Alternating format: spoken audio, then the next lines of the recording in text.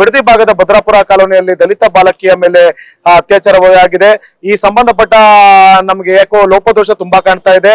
ನಗರದ ಆರೋಗ್ಯ ಇಲಾಖೆ ಅಧಿಕಾರಿಗಳು ಇಲ್ಲಿ ಅತ್ಯಾಚಾರವಾಗಿರುವ ಬಾಲಕಿಯನ್ನು ಶವ ಪರೀಕ್ಷೆ ಮಾಡದೆ ಬೆಂಗಳೂರಿಗೆ ರಾಜರಾಜೇಶ್ವರಿ ನಗರಕ್ಕೆ ಆಸ್ಪತ್ರೆಗೆ ಅವರು ರವಾನೆ ಮಾಡಿದ್ದಾರೆ.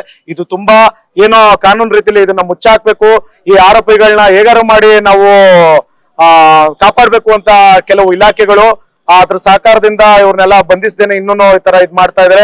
ಇದೇ ರೀತಿ ನಿರಂತರವಾಗಿ ಅತ್ಯಾಚಾರ ಆಗ್ತಾ ಇದ್ರೆ ನಾವು ಎಲ್ಲಿ ಹೋಗ್ಬೇಕು? ದಲಿತರುಗಳು ಓಡಾಡಕ್ಕೆ, ದಲಿತ ಹೆಣ್ಣು ಮಕ್ಕಳು ಓಡಾಡಕ್ಕೆ ಅವಕಾಶ ಸಿಗ್ತಾ ಇಲ್ಲ. ಇದೇ ಕಳೆದ ಬಾರಿ ಮಳವಳ್ಳಿ ತಾಲೂಕಿನಲ್ಲೂ ಆಗಿದೆ. ಎಲ್ಲಾ ಜಿಲ್ಲೆನೂ ಇದೇ ರೀತಿ ಆಗ್ತಾ ಇದೆ. ಶಿಕ್ಷಕರು ಕಾಮಕರು ಒಳಗಾಗ್ತಾ ಇದಾರೆ. ಈ ಮಾತು ಬರದ ಏನು ಒಂದು ಮೂಗಿ ಮೇಲೆ ಅತ್ಯಾಚಾರ ವಹಿಸಿದ್ರೆ ಈ ಕೂಡಲೇ ಅವ್ರನ್ನ ಬಂಧಿಸಬೇಕು, ಎನ್ಕೌಂಟರ್ ಮಾಡಬೇಕು, ಗಲ್ಲಿಗೇರಿಸಬೇಕು ಅಂತ ನಮ್ಮೆಲ್ಲರ ಒತ್ತಾಯ. ಹಾಗೂ ಈ ಖುಷಿ ಅನ್ನೋವನ್ನ ಯಾರು ಅತ್ಯಾಚಾರ ಮಾಡಿ ಕೊಲೆಗೆ ಸಂಬಂಧಪಟ್ಟವರು ಅವ್ರನ್ನು ಸಹ ಎನ್ಕೌಂಟರ್ ಮಾಡಬೇಕು, ಇಲ್ಲ ಅವ್ರಿಗೆ ಗಲ್ಲಿಗೆ ಹಾಕಬೇಕು. ಆ ಕುಟುಂಬಕ್ಕೆ ನ್ಯಾಯ ಒದಗಿಸಿ ಕೊಡಬೇಕು. ಆ ಕುಟುಂಬದಲ್ಲಿ ಒಬ್ಬರನ್ನ ಸರ್ಕಾರಿ ನೌಕರಿ ಕೊಡಬೇಕು. ಆ ಕುಟುಂಬದವರಿಗೆ ಸರ್ಕಾರ 50 ಲಕ್ಷ ಪರಿಹಾರವನ್ನು ಕೊಡಬೇಕಂತ ಕರ್ನಾಟಕ ದಲಿತ ಸಂಘ ಸಮಿತಿ